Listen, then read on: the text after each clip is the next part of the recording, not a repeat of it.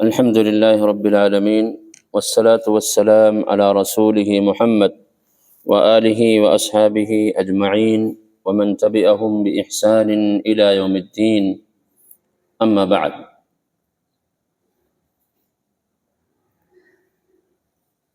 تقویۃ الایمان سے درس چل رہا ہے۔ پچھلے درس میں گفتگو ہوئی تھی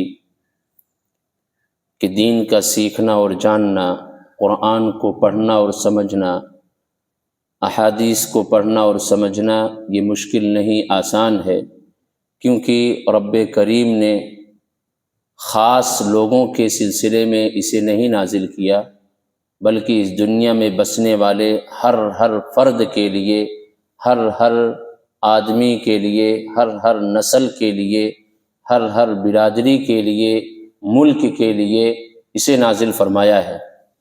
بس فرق اتنا ہے کہ کسی کو اس کا سیکھنا واجب کے درجے پر پہنچ جاتا ہے اور کسی کو فرض کفایہ ہے، اور اتنا علم جاننا جو ہمارے اور آپ کے سلسلے میں ہے کہ ہم اسے جانے بغیر کوئی بھی عبادت کو صحیح طریقے سے انجام نہیں دے سکتے ہیں، اس سلسلے میں اور اتنا علم رکھنا ہر کسی پر واجب ہے، ضروری ہے۔ نماز کے مسائل ہیں، روزے کے مسائل ہیں، وضو کے مسائل ہیں، طہارت کے مسائل ہیں، غسل کے، یہ ساری کی ساری چیزیں ایسی ہیں کہ جس کا جاننا ہر کسی کے لیے ضروری ہے، اور انہی میں سے عقائد کے کچھ بنیادی جو چیزیں ہیں کہ توحید کسے کہتے ہیں، شرک کیا ہے، شرک اکبر میں انسان کب داخل ہو جاتا ہے، اصغر کیا ہے، اس طریقے کی چیزوں کا جاننا بے حد ضروری ہے۔ مؤلف رحمہ اللہ نے اسے بہت اچھے ڈھنگ سے سمجھانے کے بعد اب آگے کہتے ہیں کہ ایمان کے دو جز ہیں، ایمان کے دو حصے ہیں، اور وہ کہتے ہیں کہ انسان کو اس چیز کو جاننا اور سمجھنا چاہیے۔ پہلا جز اور پہلا حصہ یہ ہے کہ اللہ کو اللہ جاننا۔ ایمان میں پہلا جز، پہلا حصہ یہ ہے کہ اللہ کو اللہ جاننا اور رسول کو رسول سمجھنا۔ دوسرا، پہلا اللہ کو اللہ جاننا، دوسرا رسول کو رسول سمجھنا۔ یہ ایمان کے کتنے حصے ہوئے؟ دو جز ہوئے، اس کا جاننا ضروری ہے۔ اب اللہ کو اللہ سمجھنا اور جاننے سے کیا مطلب ہے؟ مطلب یہ ہے کہ سب کچھ اللہ تبارک و تعالی ہی کو جاننا کہ وہی معبود ہے، اسی کی عبادت ہو سکتی ہے، وہی خالق ہے، وہی مالک ہے، اس کے سوا کوئی ہمارا خالق مالک نہیں، نہ پیدا کرنے میں کوئی شریک ہے، نہ رزق دینے میں کوئی شریک ہے، نہ اولاد دینے میں کوئی اس کا شریک ہے، اور نہ عبادت میں اس کے علاوہ کسی اور کو شریک کریں۔ یہ اللہ کو اللہ ماننا ہے۔ اور رسول کو رسول سمجھنا اس طرح سے کہ رسول اکرم صلی اللہ علیہ وسلم نے جو راستہ، جو طریقہ، جو اسوہ ہمیں اور آپ کو دیا ہے عمل کرنے کا، زندگی گزارنے کا، اس کے علاوہ کسی اور کا طریقہ، کسی اور کا راستہ نہ اپنایا جائے۔ یہ دوسرے حصے کا بہت ہی اختصار کے ساتھ مقصد اور مفہوم ہے کہ رسول اکرم صلی اللہ علیہ وسلم نے نماز کا جو طریقہ، وضو کا جو طریقہ، حج کا جو طریقہ، زندگی گزارنے کے تمام جتنے بھی مراحل ہو سکتے ہیں، مکمل ہماری اور آپ کی زندگی اسی طور طریقے پر ہو، اسی نہج پر ہو جو رسول اکرم صلی اللہ علیہ وسلم نے ہمیں اور آپ کو سکھلا کر کے گئے ہیں۔ اور اسی کو کہتے ہیں پہلے حصے کے سلسلے میں کہ اللہ کو اللہ جاننا، اسی کو کہتے ہیں توحید۔ اسی کو کیا کہتے ہیں؟ توحید، جس کی ضد کیا ہے؟ شرک۔ اگر توحید کو ہم نہیں سمجھیں گے تو شرک میں داخل ہو جائیں گے۔ اور دوسرا جو حصہ ہے اس کو کیا کہتے ہیں؟ اتباع۔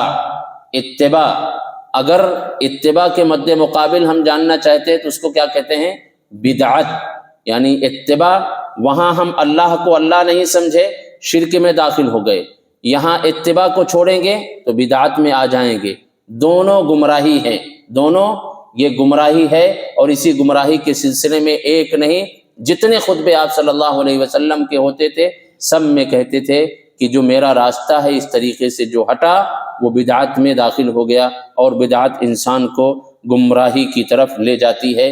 تو یہ دونوں اصول، جو دونوں ضابطے ہر انسان کے ذہن میں ہونے چاہیے کہ ہم اللہ کو اللہ جانیں اور رسول کو رسول سمجھیں۔ اور مؤلف رحمہ اللہ نے اسی چیز کو بنیاد بنا کر کے آگے کہا کہ اب انسان کو سمجھنا چاہیے کہ وہ اقتدا اور پیروی کس کی کرے، کس کے راستے پر چلے۔ آج کے وقت میں جب ہمارے درمیان رسول موجود نہیں ہیں صلی اللہ علیہ وسلم، لیکن رسول کی تعلیمات موجود ہے، قرآن موجود ہے، تو ہم کس کی اتباع و پیروی کریں؟ تو اس سلسلے میں مؤلف رحمہ اللہ نے کہا کہ جب ہم یہ سمجھ چکے ہیں کہ توحید کیا ہے اور اتباع کیا ہے، تو اب ہم جس کی اتباع کرنے جا رہے ہیں ہمیں یہ چاہیے کہ ہم اسے چیک کرے دیکھیں کہ اس کی زندگی میں توحید ہے کہ نہیں، خالص توحید اور اتباع ہے کہ نہیں۔ اگر کسی شخص کے اندر توحید ہے، اتباع ہے، اسی توحید اور اتباع کی بنیاد پر وہ ہمیں تعلیم دے رہا ہے، دعوت دے رہا ہے، ہمیں بلا رہا ہے، تو ہم اس کی اتباع کریں گے، اس کی بات کو مانیں گے۔ لیکن اگر کوئی ایسا شخص جس کی زندگی میں توحید نہیں، شرک ہے، یا یہ کہ توحید تو ہے لیکن اتباع نہیں ہے، بدعت ہے، وہ رسول کا طریقہ چھوڑ کر کے کسی اور امام، کسی اور پیر اور فقیہ کے راستے پر چلتا ہے، اس کے راستے پر چل کر کے اپنی عبادتوں کو انجام دیتا ہے، تو پھر ہم ایسے کی اتباع نہیں کریں گے۔ احترام ضروری ہے، احترام ہر کسی کا کریں گے، لیکن اتباع صرف جناب محمد الرسول اللہ صلی اللہ علیہ وسلم کی ہی ہوگی۔ کوئی بھی آ جائے کہے کہ نہیں یہ عبادت اور یہ اس عبادت کے کرنے کا طریقہ یہ، تو ہم فوراً یہ دیکھیں گے کہ نہیں رسول نے اس عبادت کو کیسے انجام دیا ہے۔ تو رسول نے جس طریقے سے جس عبادت کو انجام دیا ہوگا، ہم اسی عبادت کو اپنے لیے نجات کا ذریعہ سمجھیں گے اور اسی کو آئیڈیل و نمونہ بنا کر کے کریں گے۔